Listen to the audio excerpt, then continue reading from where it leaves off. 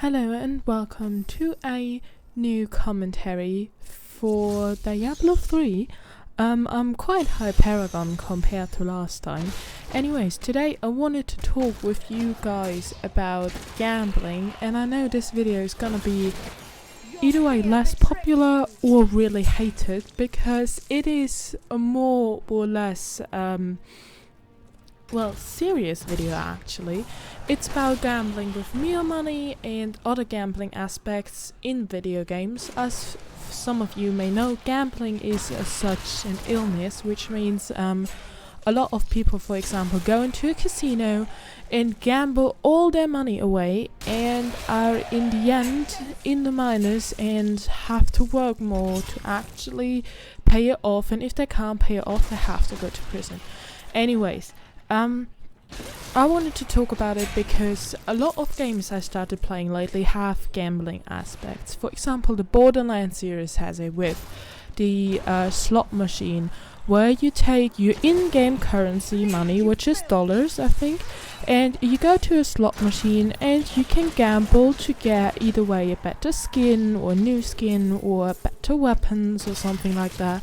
And there's another thing, which is iridium, which is another currency, talk tokens, anything like this. You can use it on a slot machine or on any machines to buy stuff and gamble stuff and to get other stuff. Now Diablo 3 has it as well, which is blood shards. You can farm those blood shards. You can't buy them with real money. You can just get it in-game via playing. And then you can go to Kadala, which is a woman which sells you stuff for it, and you can buy stuff and she randomly gives you a good item. There's a chance that she gives you a legendary item, but then again it's just a chance, and it is as such gambling as well, but it's not with real money. There's another game I wanted to point on, which is Counter-Strike Global Offensive. As we all know, it's a good game. It's a really popular game, which is really played a lot by a lot of people for a long time now. And I thought this game is so good, so everybody says it's so good, like Team Fortress 2 as well. Everybody plays this game, and I thought, why not try it out? I mean, I have it in my library, so yeah, I played it, and I think I made a video as well from Counter-Strike Global Offensive. And I personally did enjoy the game a lot, and yeah, I noticed there is crates. You get the crates dropped, but not the keys. Now a crate is worth like 4 cents or so. Then you get a key. As such, you gotta buy it first, which is around €2, and the chance that you get a gun dropped, which is rather more worth or rather good for you, is rather really low actually.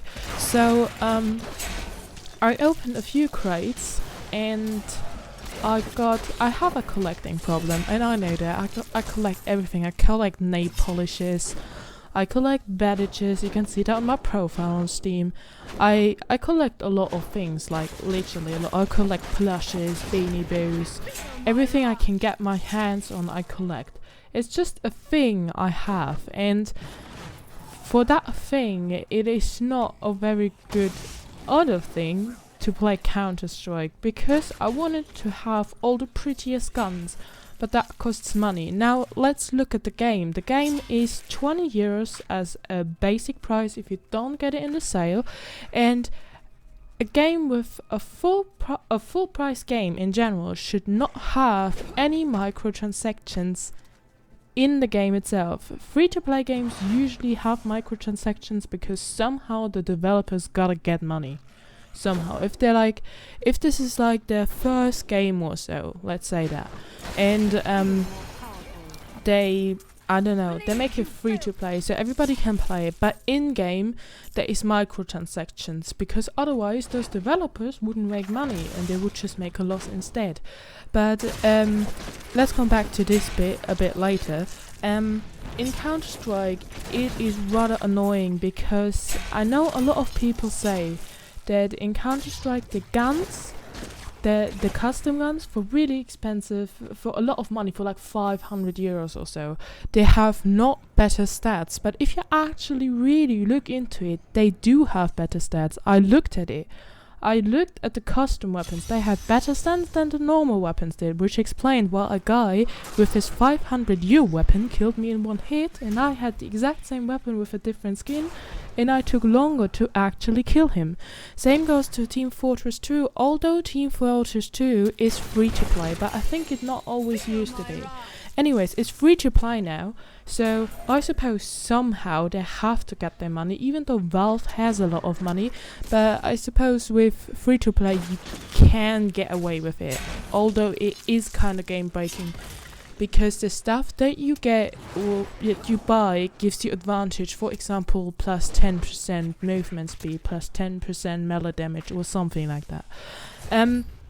Counter-Strike has a really big community, big fans everywhere. There is videos, case opening with like stat track knife or something like that. Now a lot of people that actually win something from there think they won a lot of money back, but I can almost guarantee you they spent 5 times the amount that they actually got out of it in the game already. So basically, Steam or Valve gives you like a gun for 500 euros, and you think, oh my god, I just won something for really much, like a really big amount of money, and you're really happy. But what you don't realize is you already spent a lot of money, so Valve is not actually losing anything, because Valve, for example, gets from you, let's say, 10,000 euros and gives you 1,000 back. Therefore, they still have 9,000 of your euros, but you just got 1,000 back. And let's be honest, the most people that get the amount of money, what do they do with it, with the gun? Let's be honest, they sell it on the Steam market, and then they put it right back into it and try to win another good gun to sell it once again. And this is basically a circle that never ever ends. And a lot of people that play the game do not actually play the game, they just trade, they just gamble, and they just try and get the most expensive weapon to sell it, to do it over and over and over again. Now the game itself is, from the graphics, outdated. Game itself is from the gameplay a bit outdated, because you can't even zoom in like in the gun. But that is just, I suppose, a Valve game thing.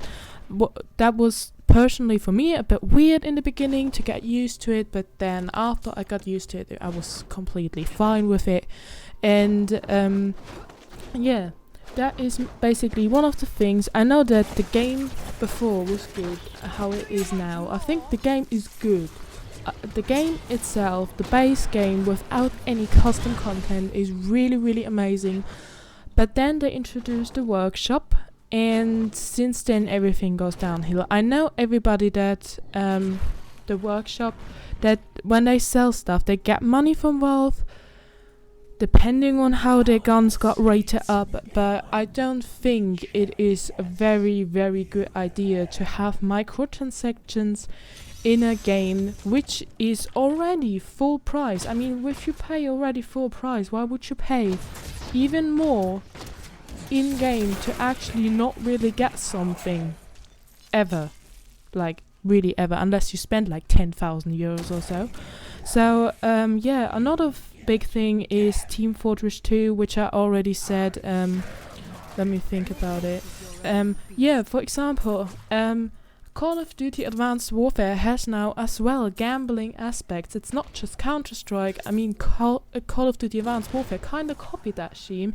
You can get crates now, I think in the game, if I remember that right, you can get crates and you have to open them with, I don't know if it's with keys, but I know you have to pay to open them.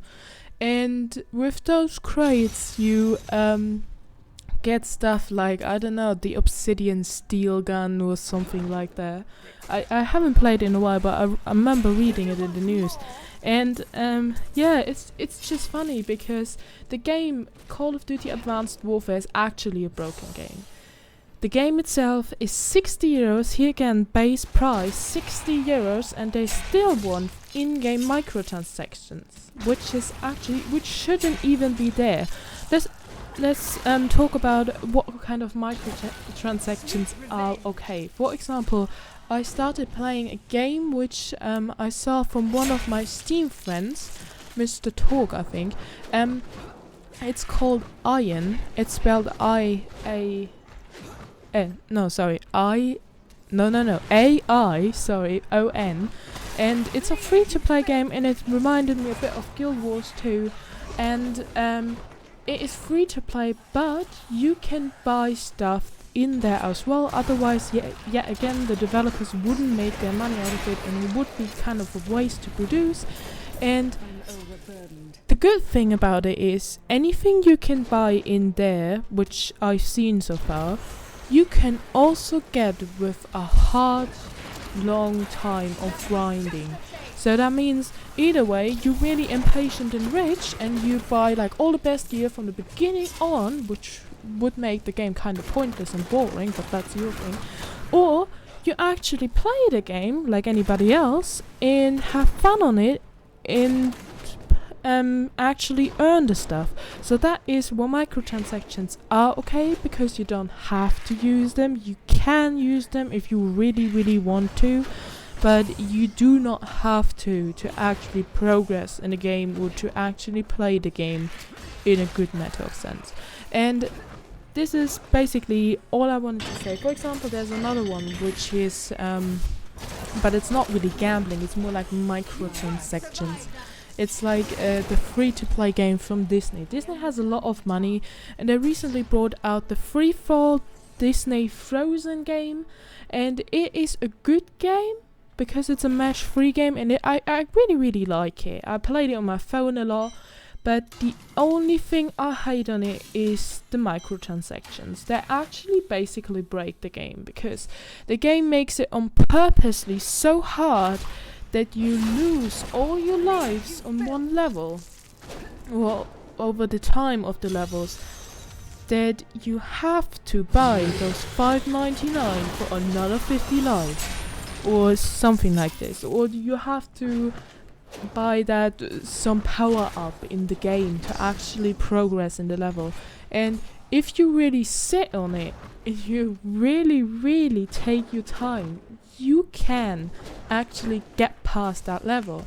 But let's be honest, not anybody's doing that. Most people probably just buy that one power up, because in the beginning it doesn't seem as much. For like 10 cents, one power up, that's not that much, is it? It's just one power up. But let's be honest, in the end, you probably have 50 power-ups or more. And this is another thing in Counter-Strike. I remember playing it, and I was opening those sticker boxes, and I actually got some rare stickers out, like I think the unicorn foil sticker for like 250 or something. But yeah, that was another big part of it. I thought, oh, it's just one sticker box, just 50 cents. Oh, the key is just another €1. That doesn't matter. But before you know it, you already spent 50 euros on it, and this is another big problem. And of course, Skyrim had microtransactions for the modders in the workshop as well, but it got removed. But apparently they want to bring it back, I heard, or was it for Fallout or something like that? Yeah, anyways, gambling in microtransactions is kind of nowadays the same in video games. It is really annoying, it is game breaking, and I hope that a lot of games not have it in the future or remove it, because otherwise I do not want to play the game. Because I know it's just gonna sit there and spend money, and in the end of the day I don't notice that I spent 500 euros on it, and it's horrible. For me, oops, I hit my microphone. I'm so sorry. I'm really sorry. For me personally, it is a negative experience. I'm a gamer. I would like to enjoy a game and farm for an item and even get it as a drop or something, but I do not want to buy my items, and I do not want to feel bad when I turn the game off and think, oh my god, how much money did I actually spend now, and how much did I think I spent? So yes, to me it's more a chore than playing actually. So I know a lot of guys of you probably think that I'm talking complete bullshit, but this is my more or less opinion. So if you guys have a different opinion about all these games and microtransactions, feel free to put it in the comments, share it with your friends. Either way, if you hated the video and wanna just bitch about me, or if you like the video and just wanna tell your friend, hey, look at that. That is kinda true. So yeah, until then, bye.